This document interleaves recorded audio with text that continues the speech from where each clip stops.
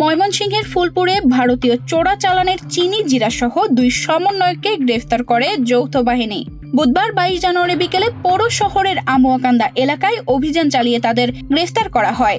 আটক যুবকেরা হলেন জিল্লুর রহমান হৃদয় ও মাসুদ রানা। ফুলপুর থানার ওসি সৈয়দ আব্দুল হানি জানান, গোপন সংবাদের ভিত্তিতে সেনাবাহিনীর মেজর ইব্রাহিমের নেতৃত্বে যৌথ বাহিনী অভিযান চালায়। এ সময় ভারতীয় পণ্য গুদামজাত করার বৈধ কোনো কাগজপত্র দেখাতে না পারায় তাদের গ্রেফতার করা হয়। একই সঙ্গে 120 বস্তা চিনি এবং 15 বস্তা জিরা জব্দ করে পুলিশের হেফাজতে নেওয়া হয়েছে। তাদের বিরুদ্ধে ভারতীয় মালামাল চোরাচালানের অভিযোগে বিশেষ ক্ষমতার আইনে ফুলপুর থানায় একটি মামলা দায়ের করা হয়েছে। ময়মনসিংহ জেলার বৈষম্য বিরোধী ছাত্র আন্দোলনের সমন্বয়ক আশিকুর রহমান বলেন, হয়তো তারা আন্দোলনের কর্মী হতে পারেন, তবে ব্যক্তিগতভাবে আমি তাদের চিনি না।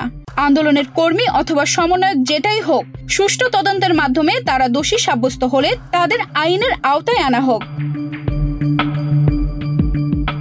5 আগস্ট সরকার পতনের পর সারা দেশে বৈষম্য বিরোধী ছাত্র আন্দোলনের সমন্বয়কদের বিরুদ্ধে নানা অপকর্মের অভিযোগ পাওয়া যাচ্ছে।